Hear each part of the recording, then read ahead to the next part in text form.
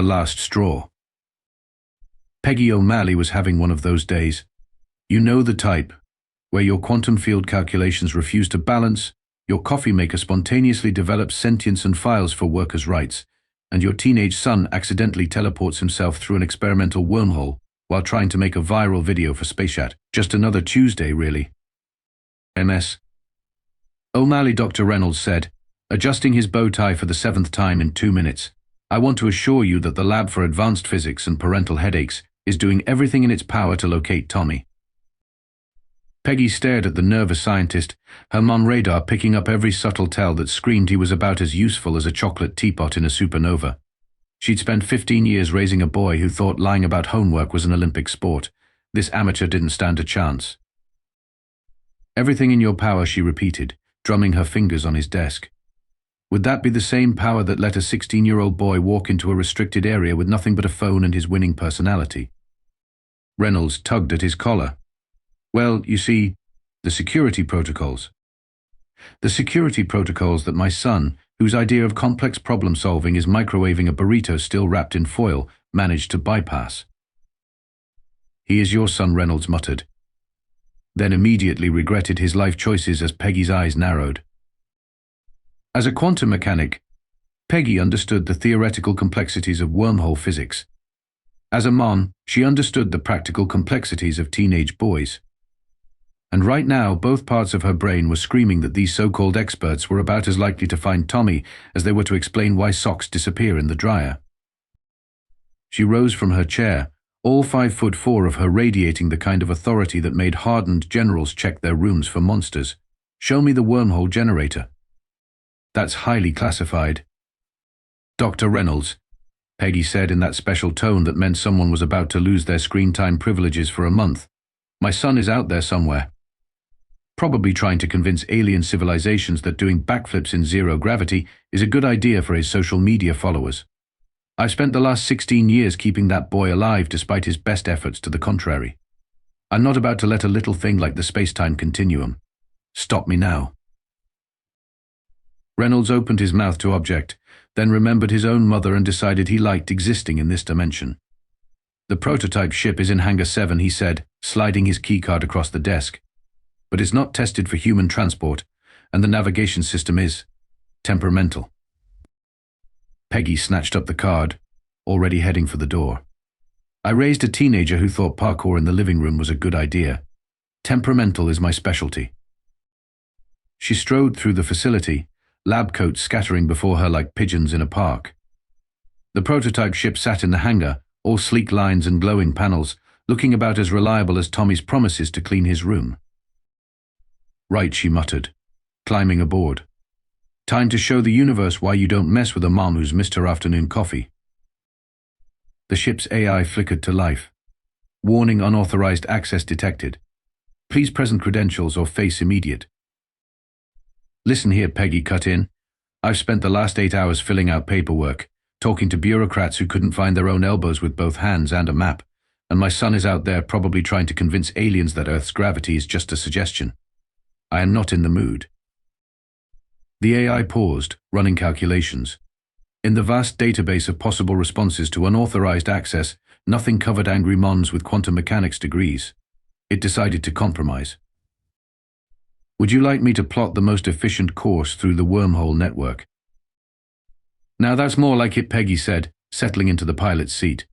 And if you've got any information about teenage boys with delusions of social media stardom causing chaos in other star systems, that would be helpful too.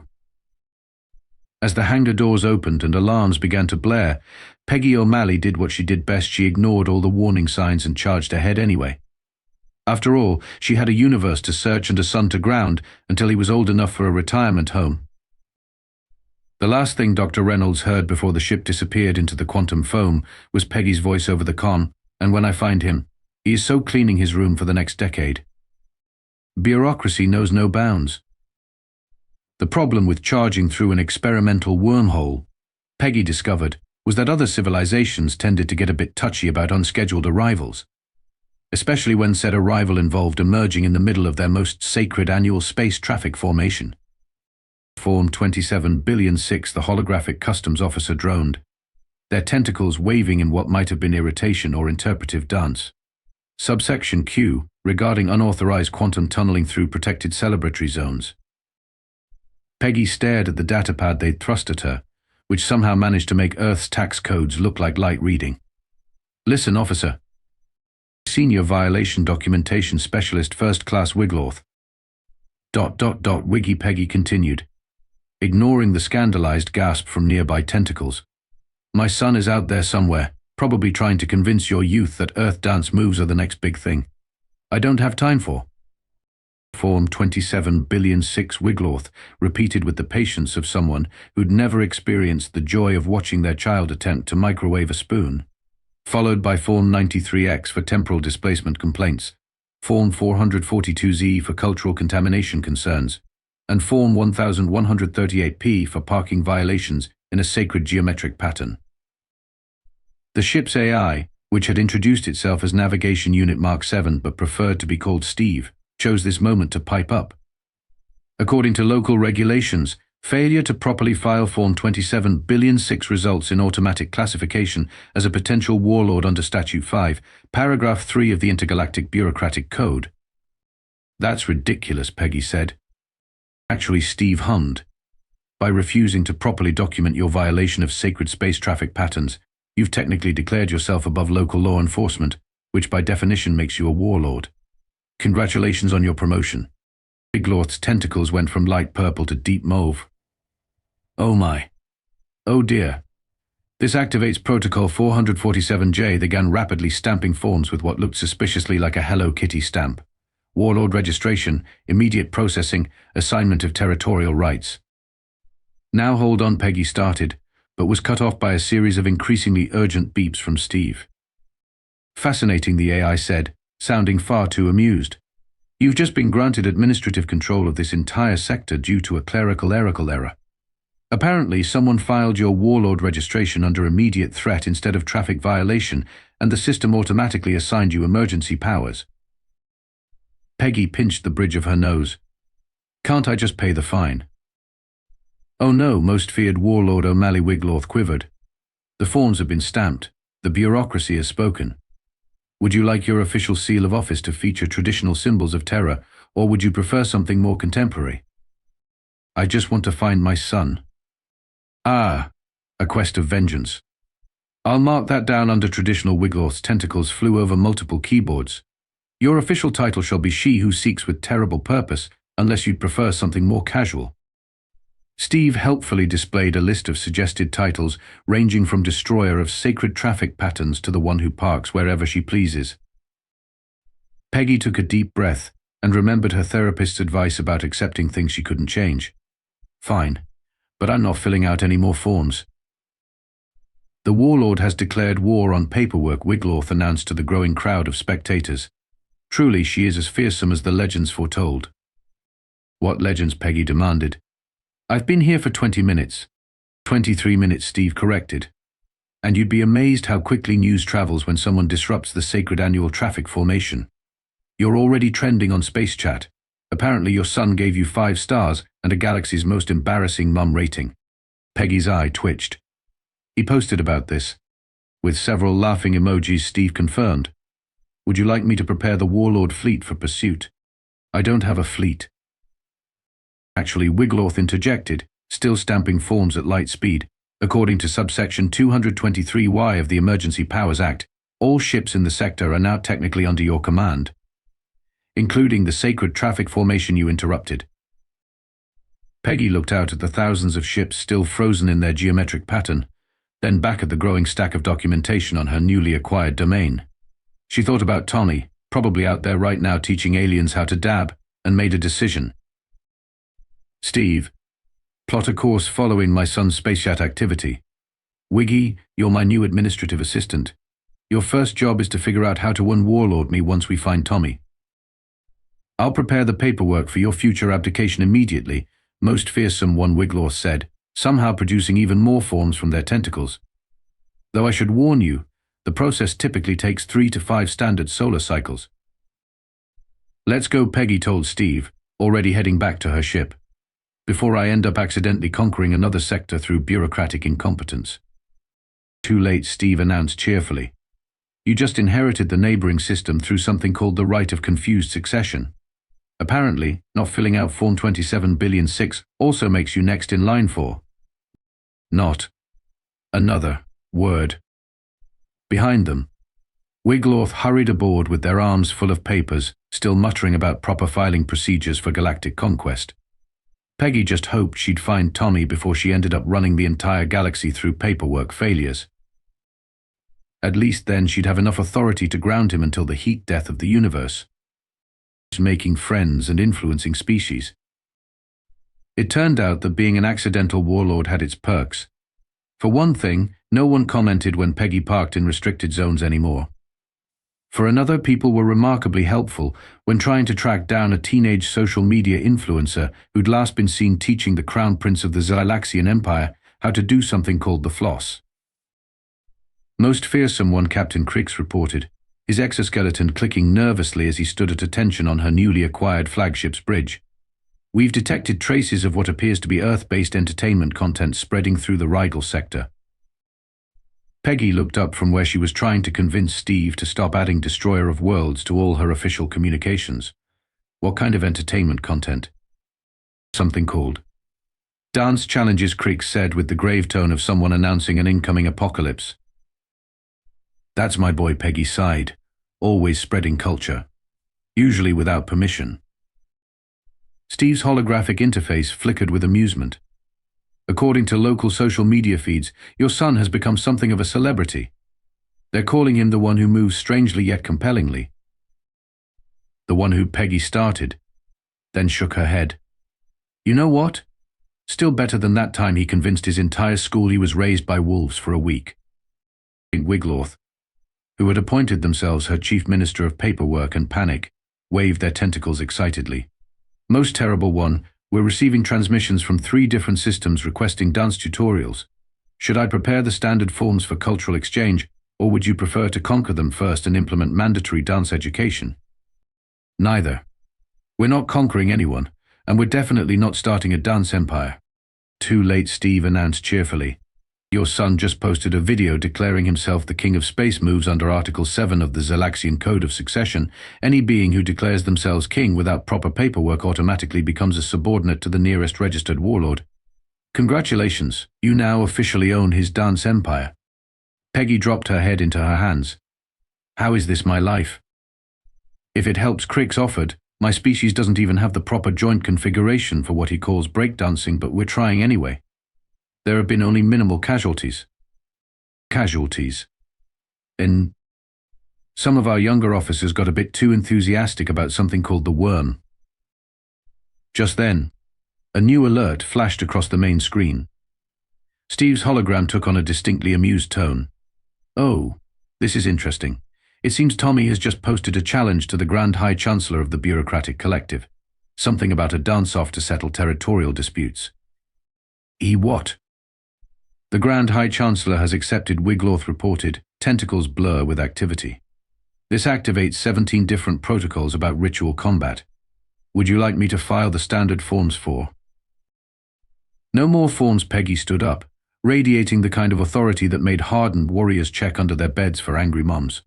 Steve, set a course for wherever this dance-off is happening. Crix, prepare a boarding party. Wiglorth, just try not to accidentally declare war on anyone for 5 minutes. But most fearsome one, what about the required response to ritual combat documentation? What about my son challenging one of the most powerful beings in the galaxy to a dance battle? Technically, Steve interjected, according to subsection 31C of the combat ritual regulations, as his legal guardian and current warlord, you have the right to substitute yourself as champion. Peggy raised an eyebrow. Are you suggesting I participate in a dance-off against the Grand High Chancellor? Well, Steve's hologram flickered what might have been a shrug. You did mention knowing some moves from your college days. That was 20 years ago. The Chancellor is from a species that evolved from sentient coral, Crix pointed out. Their natural movement cycle takes approximately 3 centuries to complete one gesture. Your outdated Earth dancing might actually give you an advantage. Peggy looked around at her impromptu crew and nervous exoskeleton-clad captain, an over-enthusiastic bureaucratic cephalopod, and a sarcastic AI who seemed to be enjoying this whole situation far too much. Somewhere out there, her son was about to start an interstellar incident with the power of interpretive dance. Just another Tuesday, really. Right, she said, straightening her jacket.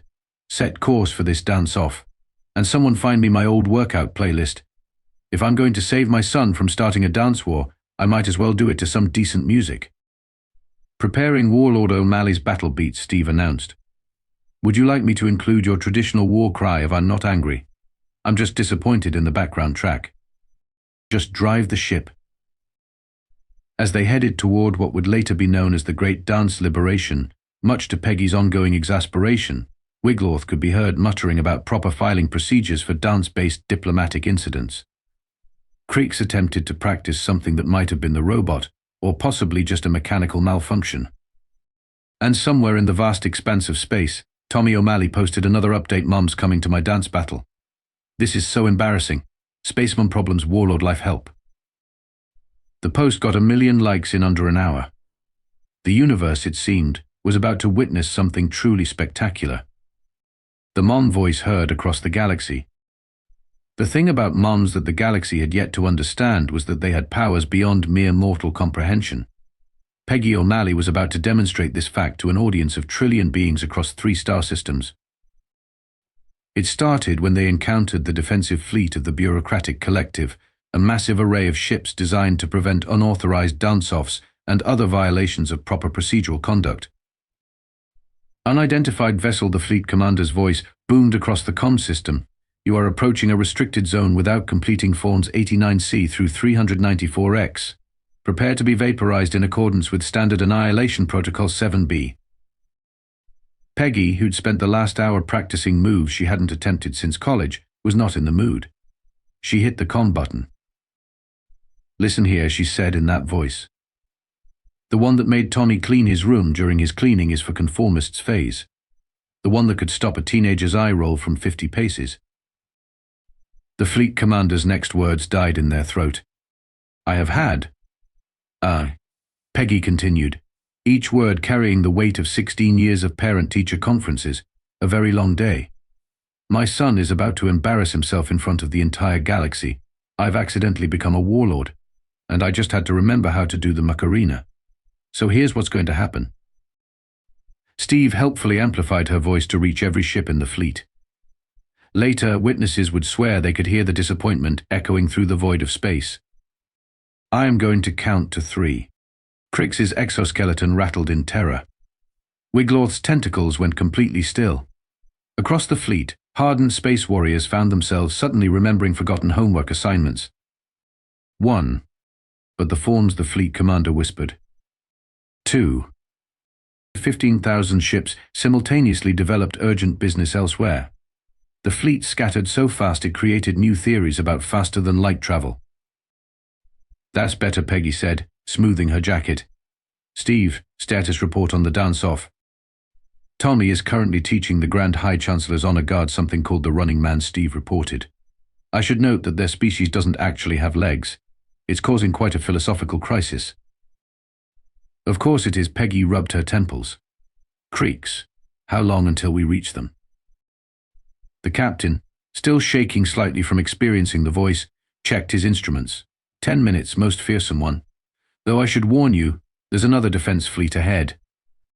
"No problem," Steve chimed in. "I took the liberty of broadcasting a recording of you saying I'm not angry, just disappointed to them. They're already retreating." Wiglorth, recovering their composure, waved a tentacle. "Most terrible one. I feel compelled to inform you that using the voice on military personnel violates at least 73 regulations about psychological warfare. Write me up later. Right now I need to stop my son from turning interstellar politics into a TikTok trend." They arrived at the Grand High Chancellor's space station just as Tommy was attempting to explain the concept of a flash mob to a species that experienced time backwards.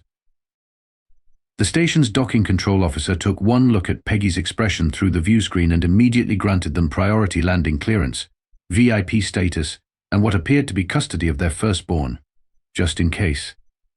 As they disembarked, the sound of bass-heavy Earth music echoed through the station's corridors, accompanied by what might have been either cheering or mechanical distress signals. Remember, Peggy told her crew, whatever happens in there, don't make eye contact with any dancing diplomats. Cricks, stop trying to do the moonwalk.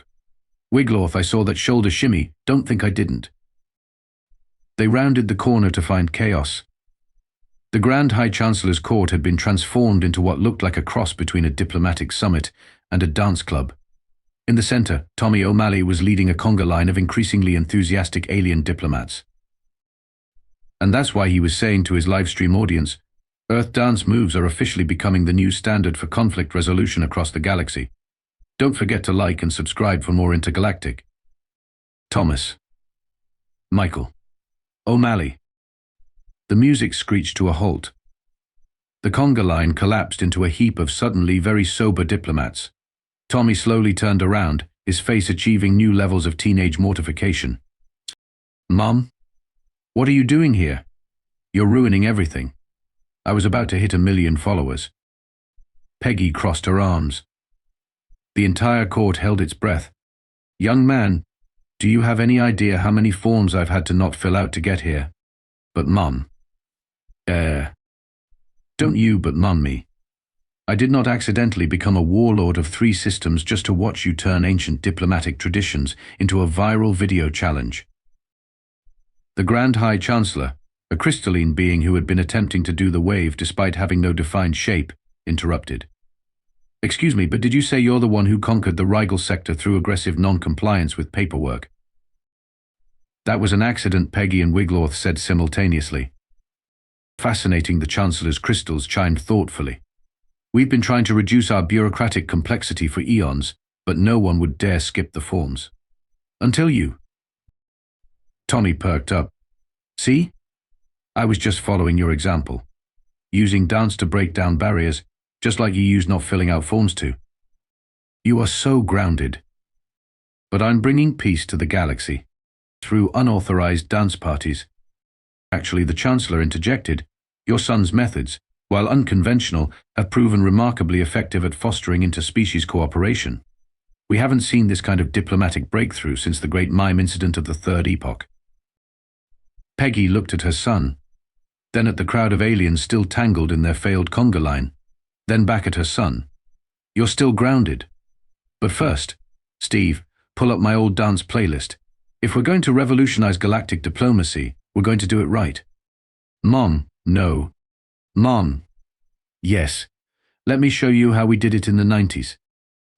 And that's how the greatest dance battle in galactic history began, with a slightly pissed-off mom showing her son and the assembled diplomats of 17 species the proper way to do the electric slide.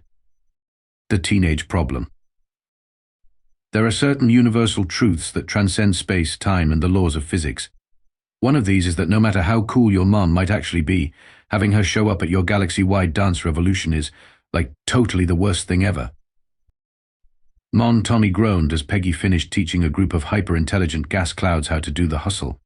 You're embarrassing me in front of the entire quadrant. Oh, I'm embarrassing you. Peggy executed a perfect spin.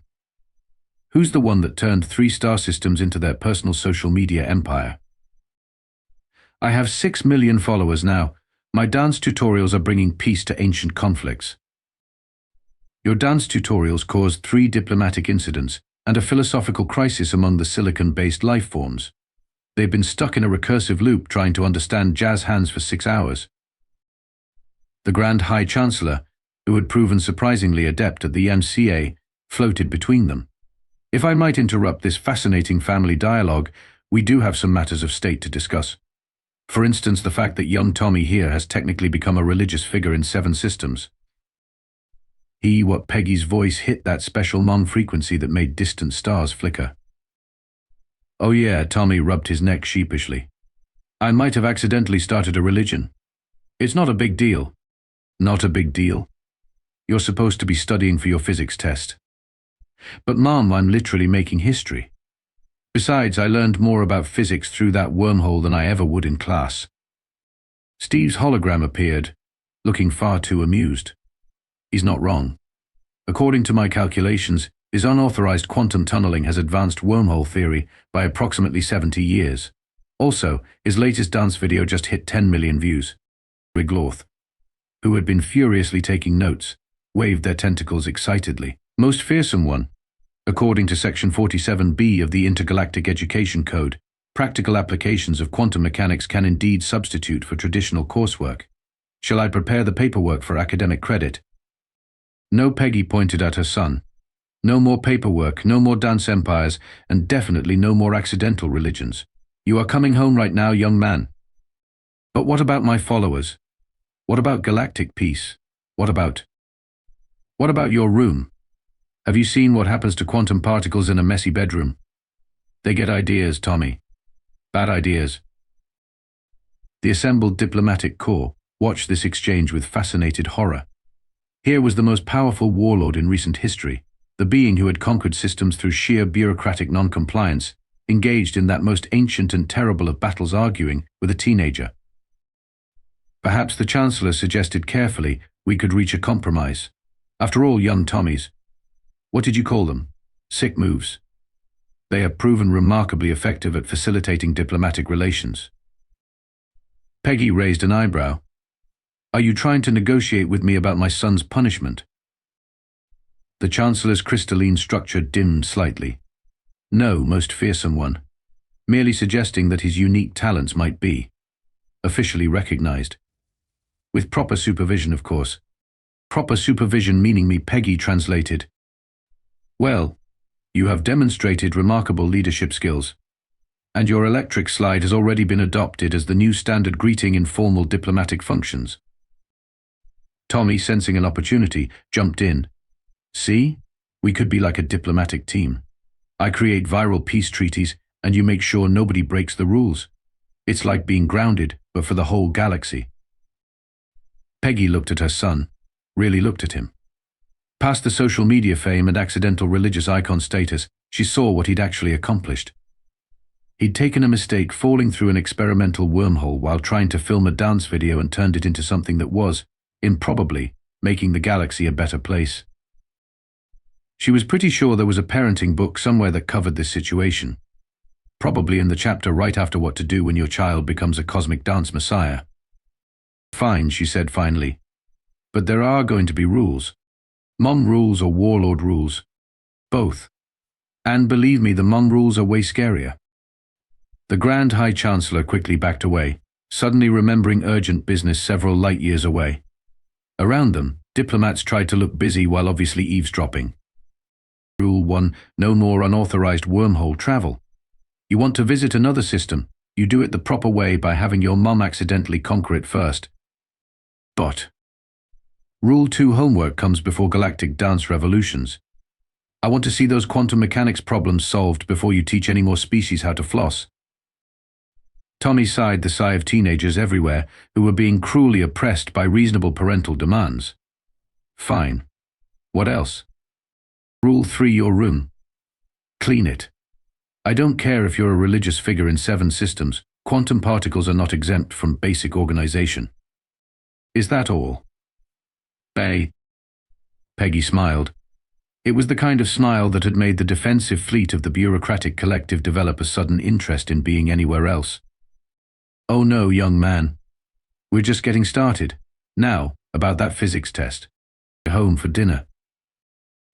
The thing about accidentally conquering 3 star systems while looking for your teenage son is that eventually you have to figure out what to do with them.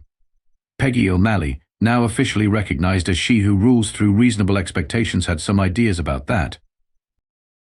Let me get this straight, Dr. Reynolds said, staring at the array of alien diplomats crammed into his small office. You want to establish an intergalactic exchange program, based on dance. And quantum mechanics, Peggy added. The dance part was Tommy's idea. The quantum mechanics requirement is my way of making sure he actually studies. Wiglorth, now serving as Earth's first extraterrestrial administrative attaché, waved their tentacles excitedly. We've already prepared the preliminary paperwork for the O'Malley Protocol. Only 17 forms required. A new record.